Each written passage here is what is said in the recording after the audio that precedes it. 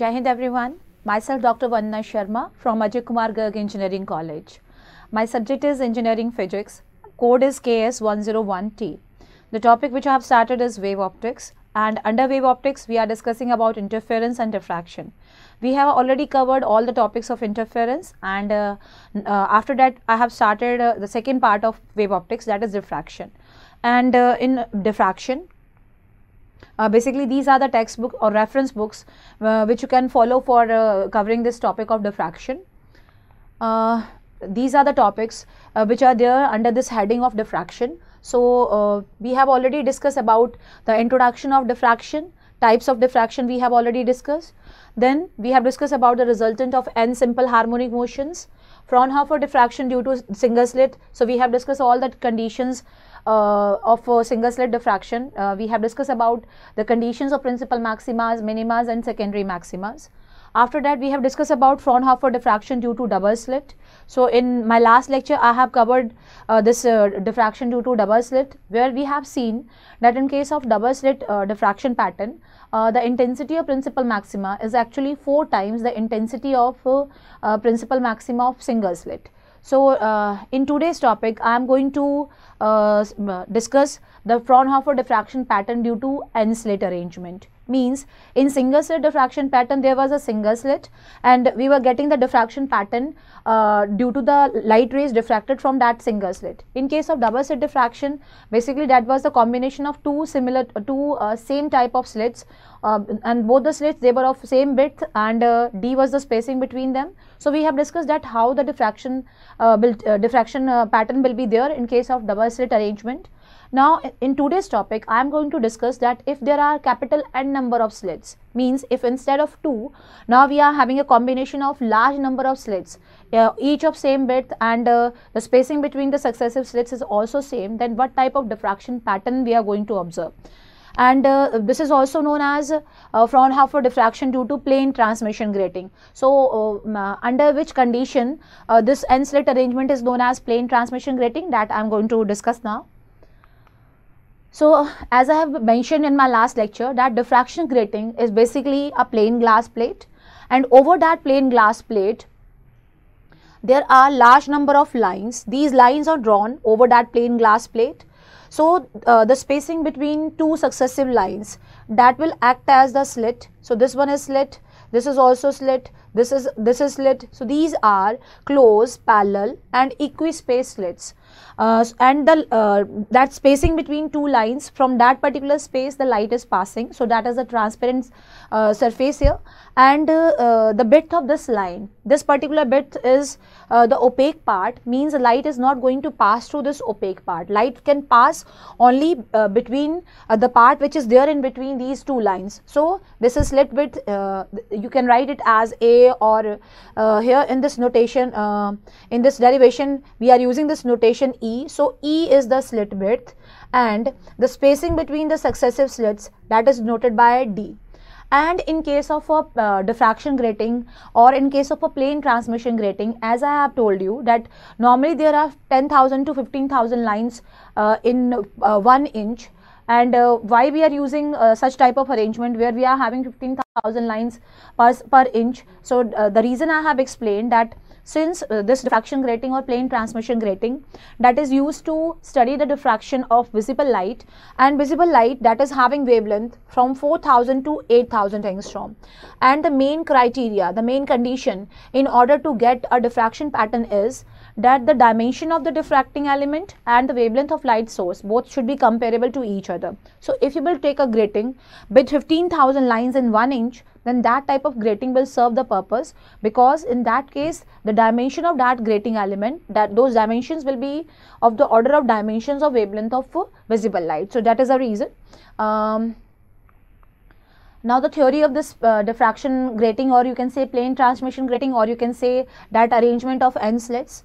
The plane transmission grating is a N slit arrangement, means now we are having an arrangement of N number of slits. A plane wavefront of monochromatic light incident normally on N parallel slits of grating. Each point of the slit then sends out secondary wavelets. What is the meaning of this? The meaning is that now we are having arrangement of N number of slits, and all these slits they are of equal width. Now according to Huygens theory, each and every part of these slits, you are having n number of slits. Suppose I am having 10 slits. Then for each and every slit, if I am talking about first slit or second slit or third slit or nth slit, then in, every part of each and every slit of this arrangement, that will act as a source for secondary wavefront. So whenever that arrangement of n slits that is illuminated by a light monochromatic light source, then each and every part is acting like a source for secondary wavefronts, and the diffraction of light will take place from every part of these slits. So we are having a combination of n slits. So these slits are close, parallel and equispaced. So this E, that is the width of each and every slit, and D is the spacing between successive slits. So you can see here, if this is your first slit, then the width of the slit is E, and the spacing between the successive slits, the spacing between first and second is D, the spacing between second and third is D, between fourth and fifth is D, between n-1th and nth is D. Means all the fringes, all the slits, they are equispaced, and you know, there is a monochromatic source of light from where you are getting parallel light rays with the help of a convex lens. Then those parallel light rays will illuminate this arrangement. After that, there is another lens L2 here, and with the help of this lens L2, all the diffracted light rays which diffract through same angle, they are going to converge at same point. Now over the screen, when you will get a principal maxima, when you will get a minima, when you will get a secondary maxima, that will be decided by the resultant amplitude. So how you are going to get those diffraction patterns, that I will explain in this next slide. So in order to find that, we are referring this particular diagram here. So as you can see here, these are n number of slits. So this AB, that is a total arrangement of this plane transmission grating or diffraction grating. So n number of slits, and each and every slit that is of same width. First slit is, if the width of first slit is E, then the width of second slit is also E, width of nth slit is also E, and all the slits, they are equally spaced. Means the spacing between first and second, that is taken as D, second and third is taken as D, third and fourth is taken as D, between n-1th and nth, that spacing is D. And this E plus D, again that is known as grating element. As I have mentioned that in case of double slit diffraction, this E plus D, this factor is known as grating element. So similarly, in case of this plane transmission grating or this diffraction grating, this factor E plus D is known as grating element, where this E is the width of transparent part and D is the width of opaque part. Why I am saying so? Because the light will pass through that particular slit, so that is the transparent part, and light will not pass through from this particular portion, so that is your opaque part. So E plus D, E is representing the width of transparent part and D is representing the width of opaque part. So here you have a light source. From that light source, light will incident over the lens, convex lens L1, and that will convert those light rays into parallel light rays. Those parallel light rays, they are going to illuminate this arrangement of n number of slits, right? And when light will incident over this arrangement of n slits, then the diffraction of light will take place from every part of these slits. And you know, as I have taken in case of double slit diffraction, from every slit you can get n number of light. If I am saying that first slit is having n parts, then from first slit you can get n number of light rays which will pass undiffracted, and their resultant will be capital A. And if theta is the angle of diffraction, then from the first slit you can get n number of light rays which will be diffracted through an angle theta, and their resultant, the resultant of all such type of light rays, that is given by R. So R is the resultant of all n number of light rays which will diffracted through an angle theta, and all those light rays, they are represented by this single ray, that is capital R. From the second slit, again you are having a similar case. So if you are taking a general angle of diffraction theta here, so from the second ray, the second slit, again you are getting this n number of light rays which will diffract through same angle theta, and this resultant of all those light rays, that will be capital R. So you can see, if you are having n number of slits, then there will be n number of light rays. Each light ray is of same amplitude, capital R, and all these light rays, they are having angle of diffraction theta. So all these light rays, they are diffracted through this angle theta. So with the help of this lens L2, this is your second lens which is placed between this diffraction grating and screen. So all these light rays, they are going to converge at a single point. They are going to converge at this point P1. Now this P1, this point can be a point of principal maxima, this can be a point of secondary maxima, this can be a point of minima. So under which condition it will be a principal maxima or minima or secondary maxima, that will be decided by the resultant of all these light rays at point P1. So now you can easily tell me that how many light rays are superimposing at point P1. Since you are having n number of slits here, so you are having capital N number of light rays. All the light rays, they are of equal amplitude, and the resultant of those light rays, that is obtained at point P1. So we have to find that resultant now. So in order to find that resultant, what we are going to do here, at P1 you are getting n number of light rays, and all these light rays, they are of equal amplitude, this R, and you know this R is in case of single slit, you know R is A sin alpha upon alpha. So you have n number of light rays which will combine at point P1, all are of equal amplitude, and if you can find the path difference or phase difference between the successive light rays, and if that phase difference is same, means if the phase difference between first and second, second and third, third and fourth, n minus 1th and nth is equal, or you can say if the phase difference is changing in arithmetic progression, means of difference between the phase difference between first and second, second and third, third and fourth, n minus 1th and nth is same, then you can easily find the resultant of all those n simple harmonic motions at point P1. You already know what is the formula for that. So now our objective is just to find the path difference between successive light rays. So in order to find that path difference, what I am going to do here, I am going to draw a normal from this point, that is the center of first slit, on this line number 2. This is your first line, this is your second ray. So I am drawing this normal from the center of first slit on second line, and when you will draw this normal, then this angle will be theta, this angle is theta, and let this one is K.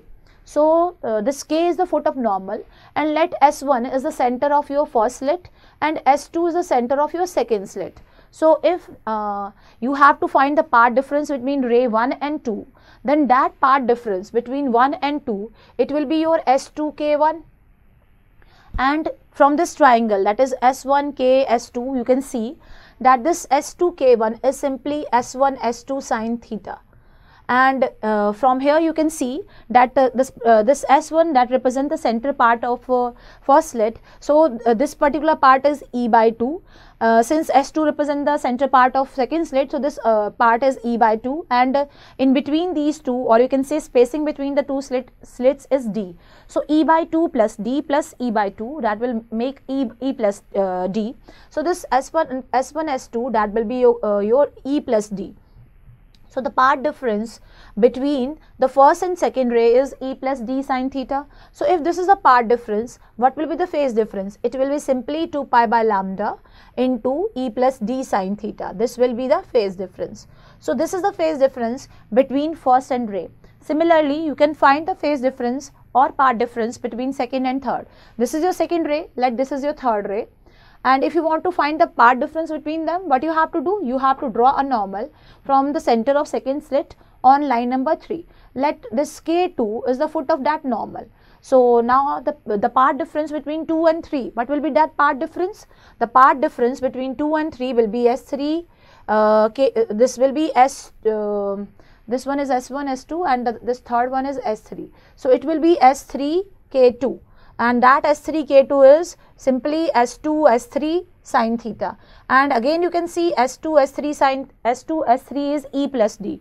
So the path difference is E plus D sin theta. So now you can clearly see from this particular diagram that the path difference between first and second is E plus D sin theta. Between second and third, again E plus D sin theta. Again, if you will find the path difference between third and fourth, that will be E plus D sin theta. Between n minus 1th and nth, that will be E plus D sin theta. If the path difference between the successive rays is equal, then phase difference is also equal. So you have calculated the phase difference between successive light rays, that is common, that is same. you know the resultant, you know the amplitude of each and every ray which is coming from this arrangement of n slits. The amplitude is same, which is capital R, and you are having n number of slits. So over this point P1, n number of light rays of amplitude R, and they are having a phase difference, fixed phase relationship, or you can say the phase difference between successive light rays is common, is constant. You can write the resultant of all these light rays at point P1. So we are going to use this logic here. So whatever I have told you here, I am going to explain with the help of next slide now. So the part difference, you can find that part difference here. Part difference is simply E plus D sine theta. So between first and second, between second and third, between third and fourth, between n minus 1th and nth, the part difference is same. So if part difference is same, then the phase difference is also same, which is 2 pi by lambda E plus D sine theta. And again we are replacing this beta by delta by 2, which is equal to pi by lambda E plus D sine theta. This is this delta is the phase difference, and we are replacing this beta as delta by 2, which is equal to this. And you know the value of R, the resultant of all the light rays, that is equal to A sine alpha by alpha, right? So since we know that if there are n light rays, each of amplitude A, and if delta is the phase difference between successive light rays, then their resultant is given by A sine n delta by 2 upon sine delta by 2. This is the general formula for the resultant of n simple harmonic motions which are having equal amplitude, and the phase difference between successive light rays delta, so that is given by this particular relationship. So I am using the same logic. Over point P1, how many light rays will combine? Capital N light rays. What is the resultant amplitude of each and every ray? Capital R is the resultant. Capital R is the amplitude of each and every ray. You know the phase difference between them. So using the same formula, we can write the resultant at point P1, which will be equal to, instead of A, we will write R here, sine. Since we are having capital N number of light rays there, so I am writing here capital N, and delta by 2, that delta by 2 is replaced by beta. So I am replacing it with beta upon sine delta by 2. So sine delta by 2 is replaced by beta. So what you are going to get, the resultant of those n light rays at point P, that will be equal to R sine n beta. So you have this R sine n beta upon sine beta. So that resultant R dash, this is R dash actually. So R dash is R into sine n beta upon sine beta. And you also know what is the value of R. R is basically A sine alpha by alpha into sine n beta upon sine beta. You know what is the value of alpha, you know what is the value of beta. This alpha is actually pi by lambda A sine theta, that is the value of alpha.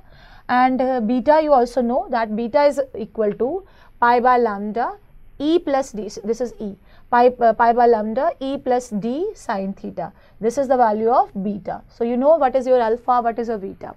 So if this is the resultant amplitude at point P1, then the resultant intensity, that will be square of the amplitude. So I is equal to R dash square. So if you will square this R dash, then it is simply A square sine square alpha upon alpha square sine square n beta upon sine square beta. So you are getting the resultant amplitude or resultant intensity at point P1. Now this resultant intensity or amplitude, it is going to decide the conditions of maximas, minimas and the secondary maxima. So further I am going to solve it now.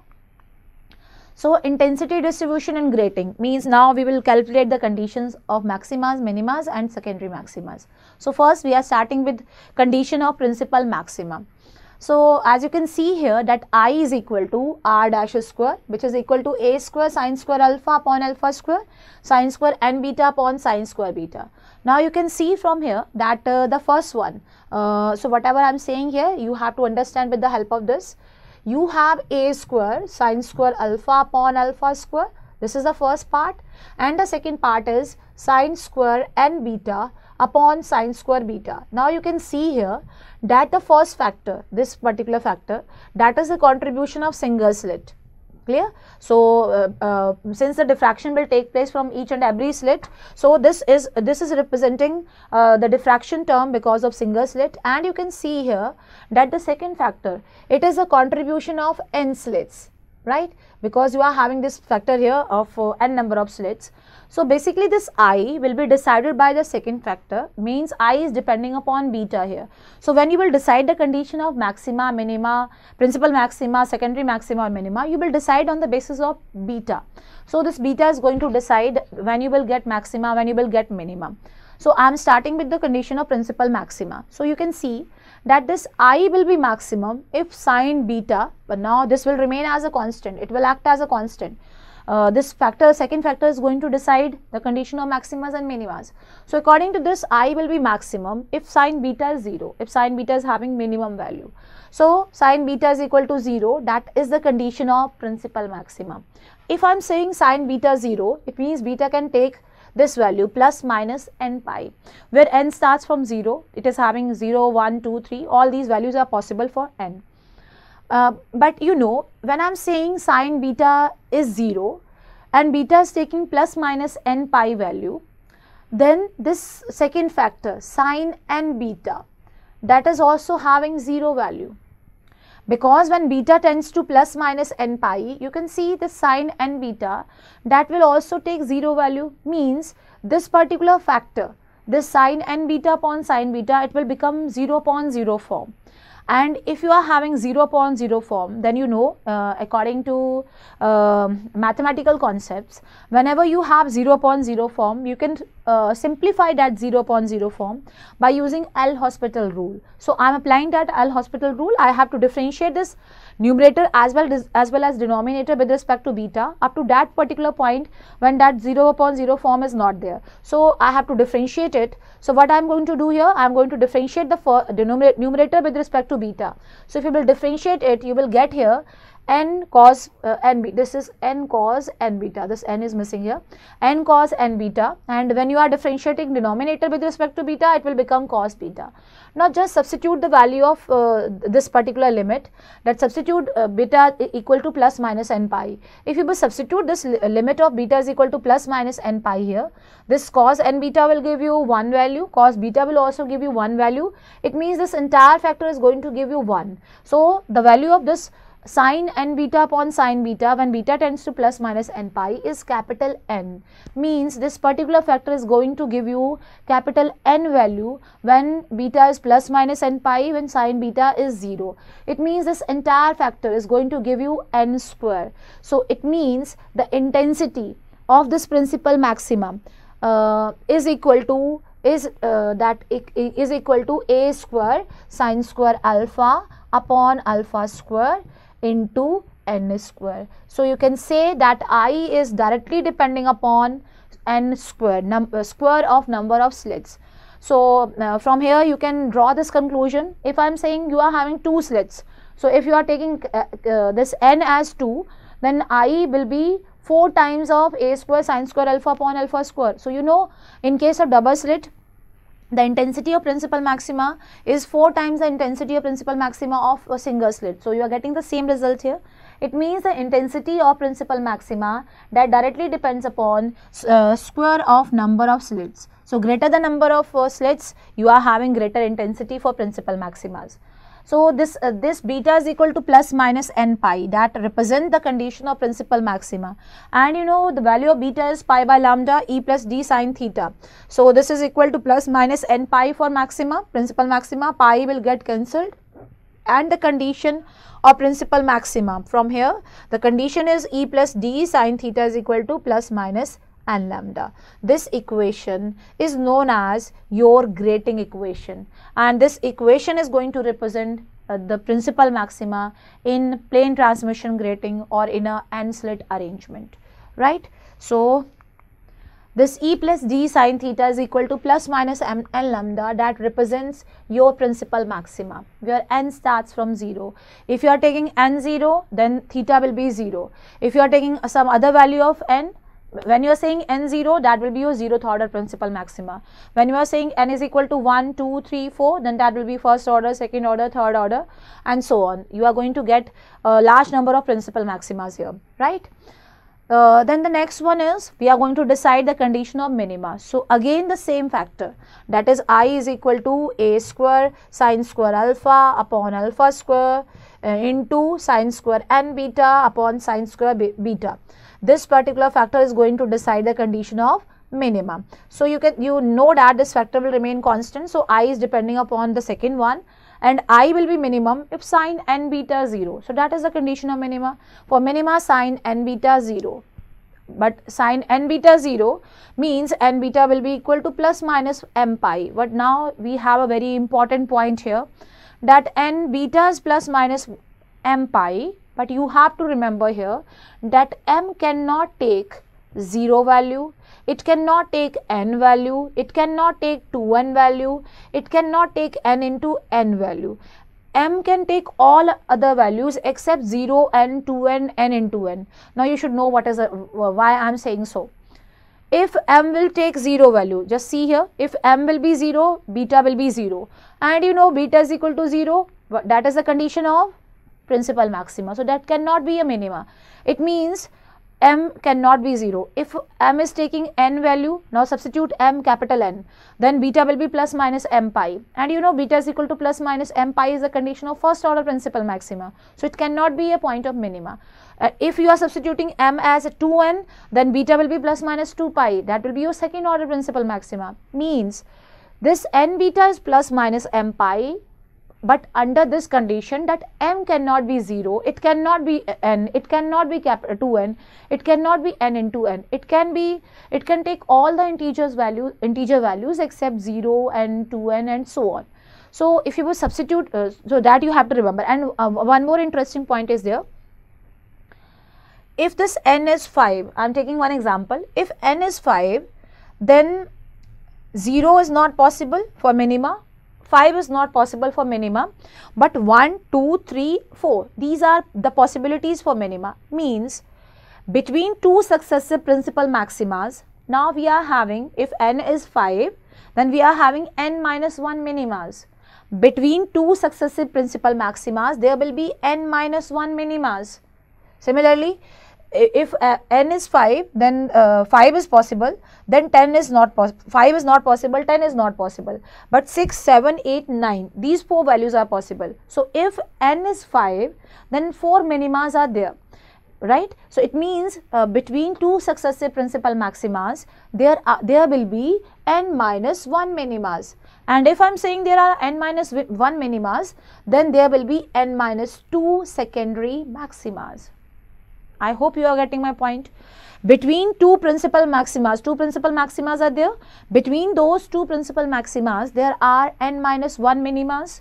And if there are n minus 1 minimas, then obviously with respect to that, there will be some secondary maximas. So there will be n minus 2 secondary maximas.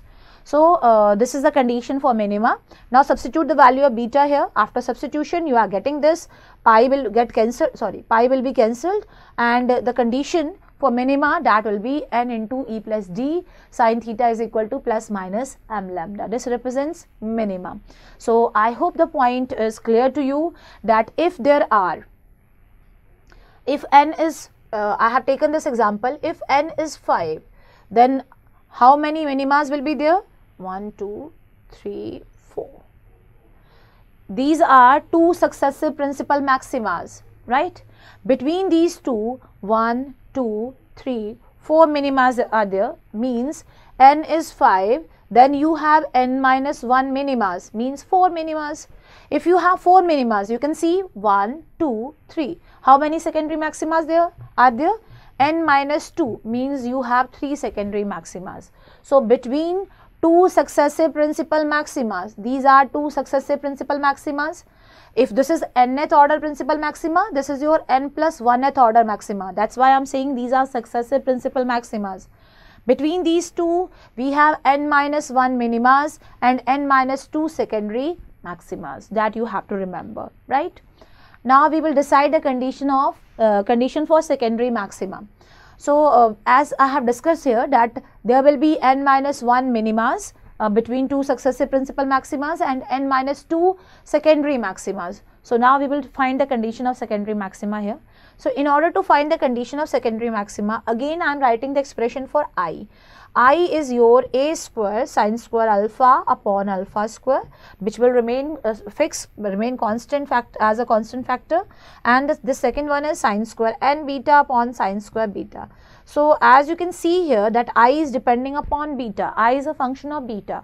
So if you want to find the condition of maxima or minima, then you have to differentiate I with respect to beta, and then you will equate that derivative to 0, and after equating that derivative to 0, you can decide that what will be your point of principal maxima, what will be the points of maximas or minimas, that is according to the mathematical concept. So I am using the same logic. I am differentiating this I with respect to beta. So when you are differentiating this I with respect to beta, you are getting that this will remain as it is, and after differentiating the sine square n beta upon sine square beta with respect to beta, you are getting this. So the product of all these terms, that should be equal to 0. So now we are taking the possibility here that this a square sine square alpha upon alpha square into 2, that is a constant. So that cannot be 0. Now the next possibility is sine beta, that can be 0. If you are saying sine n beta is equal to 0, but you know sine n beta is equal to 0, that is already decided, it is a condition of minima. The second possibility is sine beta can be 0, but you know sine beta 0, that is a condition of principal maxima. So the remaining one means this particular factor is going to decide the condition of secondary maxima.